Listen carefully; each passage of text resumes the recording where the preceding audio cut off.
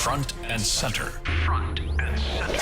A focus on important and significant developments affecting the lives of Filipinos, not only in the Philippines, but also those living and working around the world. Join us in Front and Center. Front and Center. Here on Radyo Pilipinas World Service.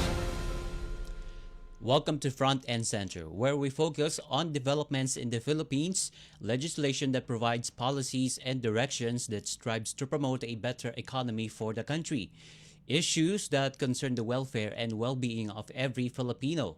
All of these and more will be Front and Center.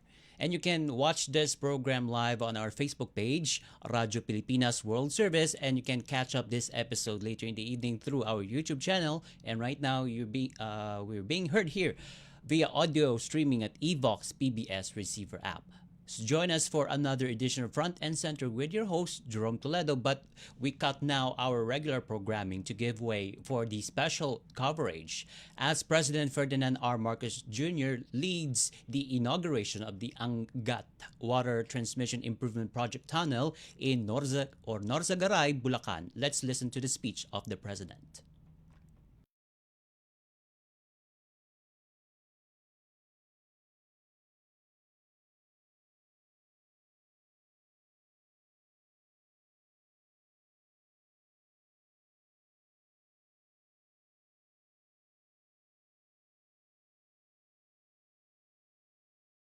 Chairman Elpidio Vega and Administrator Leonor Cleofas, Maynilad Water Services Incorporated President and CEO Ramoncito Fernandez, Manila Water Company Incorporated President and CEO Jose Victor Emmanuel de Dios, Gov. Dan Fernando, and other local officials of the province of Bulacan, fellow workers in government, our esteemed partners from the private sector, other distinguished guests, ladies and gentlemen, good morning.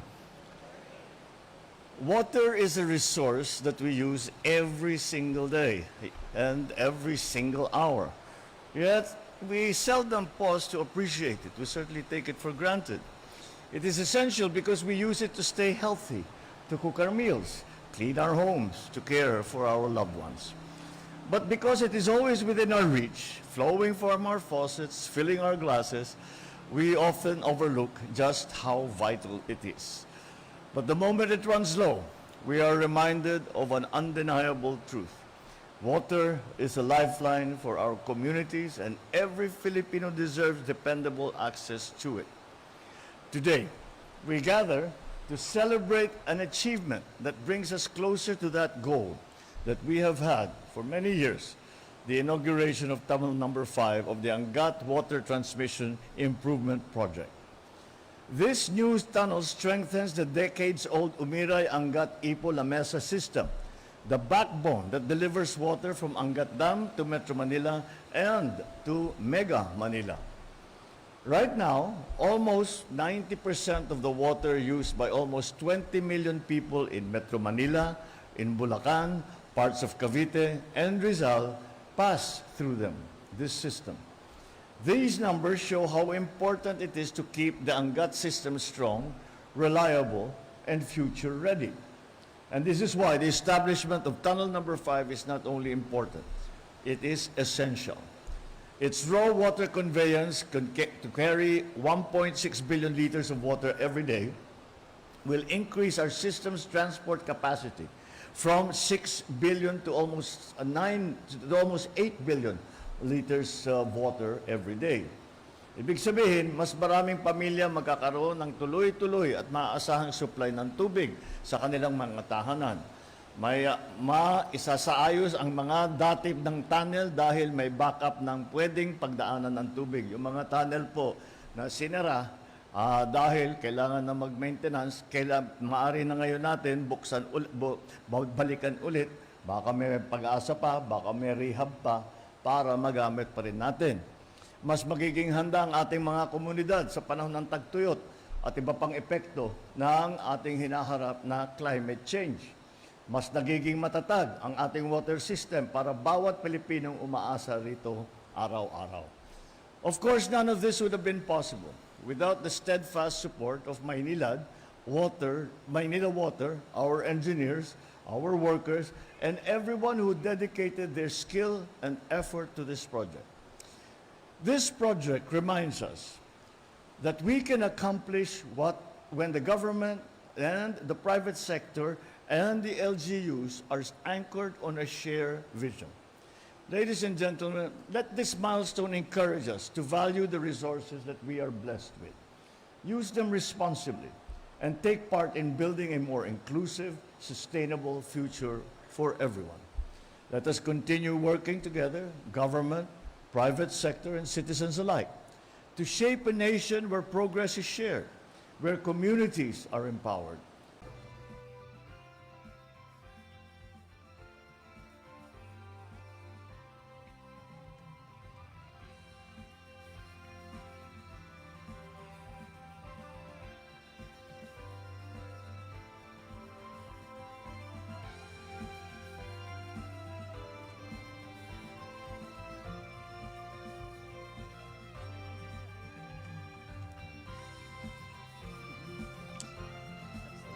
All right. And you just heard the speech of President Ferdinand R. Marcos Jr. during the inauguration of the Angat Water Transmission Improvement Project Tunnel that's located in Norzagaray, Bulacan. In a landmark development for the country's water security, President Ferdinand R. Marcos Jr. Led the inauguration of the Angat Water Transmission Improvement Project, or AWTIP Tunnel Number 5, with the unveiling of the project marker located at the Bigte Basin in Barangay Bigte in Norzagaray, Bulacan today, or earlier this morning. And located from Ipo Dam to the Bigte Basin, the project includes a 4.30 meter diameter by 6.40 kilometer long raw water conveyance tunnel that is designed to carry up to 1.6 million liters of water per day, or MLD. Its main purpose, the project, is to provide redundancy and resilience by diversifying water transmission pathways, enable maintenance sequencing of upstream tunnels and downstream aqueducts, and improve system reliability in the face of seismic and other natural hazards.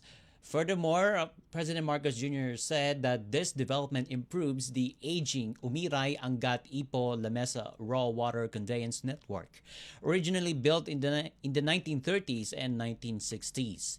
Led by the Metropolitan Waterworks and Sewerage System, or MWSS, in partnership with its concessionaires through the Common Purpose Facility, or CPF, a joint effort among MWSS, Manila Water, and Maynilad, that project guarantees synchronized design, construction, and operations to meet service area needs.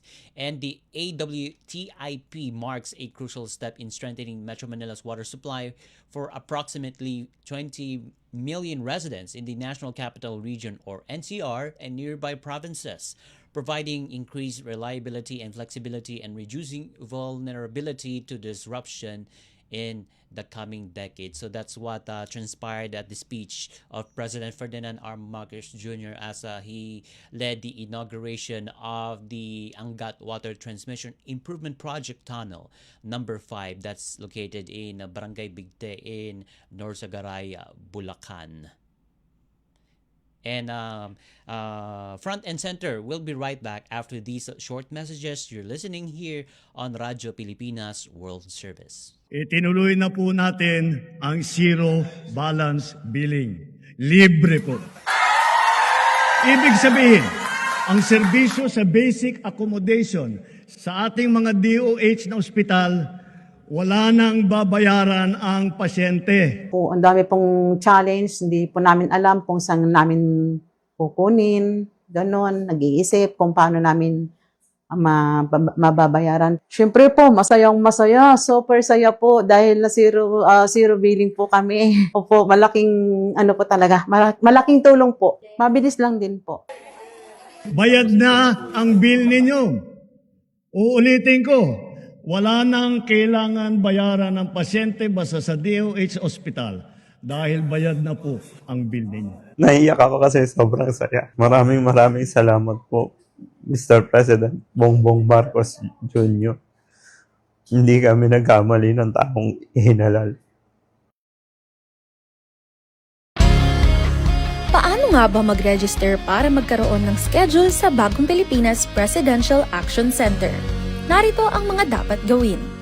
Gamit ang iyong mobile device, pumunta sa eGovPH app. Pwede itong i-download mula sa Apple App Store o sa Google Play Store. Gumawa ng account. Ilagay ang email address, valid mobile number, pagkatapos ay makakatanggap ka ng one-time code sa iyong email. Gamitin ang code sa eGov app para sa verification ng iyong account at ng mga impormasyong ibinigay. Congratulations!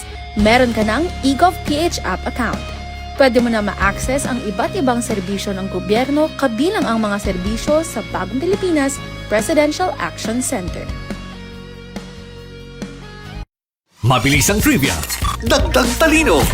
Heto na ang Dagling Kaalaman. Alam mo ba, kumakain daw ng sarili ang ating utak araw-araw? Ang prosesong ito ay tinatawag na phagocytosis, kung saan ang mga cells sa utak ay nililinis ang mga sirang bahagi o sobrang koneksyon para manatiling maayos ang takbo ng ating isip. Kapag natutulog tayo, mas aktibo pa ito na parang garbage collector ng utak na naglilinis ng mga basurang selula at lumang koneksyon. At sa proseso ng paglaki, lalo na sa adolescents, tinatanggal ng utak ang mga hindi na ginagamit na koneksyon para mas maging matalino, mas mahusay at mas handa tayo sa adult life. Kaya oo, kumakain ng sarili ang utak mo, pero ginagawa niya ito para mas maging mahusay ka. Kaunting kaalaman na malaking dagdag talino. Abangan muli ang susunod na Dagling Kaalaman. Time to celebrate kulturang Pinoy, tradisyon, musika, sining, literatura at iba pa. Anything and everything fun and Filipino. Ito ang Pinoy Kultura. Ang tangi kong pag-ibig. You probably haven't heard these in the last 50 years or at all. They're called kundiman songs, a genre of traditional Filipino love songs first heard in the 1800s. It springs from the kumintang, a true indigenous pre-colonial style of courtship or bridal song from the Tagalog region. Many confuse the kundiman with the harana. Understandable, but there are differences. Wikipedia says it's the traditional way of serenading, but they differ in time and structure. The kundiman having a moderate 3/4 time, beginning in a minor key and ending in the parallel major. Filipino musician Floranta Aguilar says the harana is straightforward and simple, always has a guitar solo intro, and authentic ones put the singer in the act of serenading, like Dungawin Mo Hirang.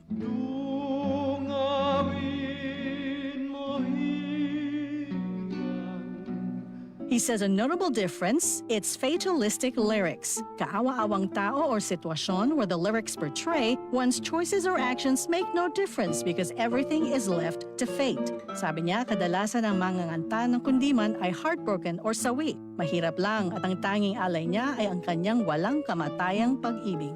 Is willing to suffer for his love, even die for it. As seen in the lyrics Jose Rizal wrote in his kundiman, ibubuhos namin ang dugot babaha, matubos nga lamang ang sa amang lupa, portraying his intense love for country. From its basic form, Filipino composers such as Francisco Santiago and Nicanor Abelardo put poetry to music and formalized the art song, the Western style of vocal music composition. More than half a century ago, they were popularized by the queens of kundiman, Conching Rosal, Silvia La Torre, and Atang Dalarama.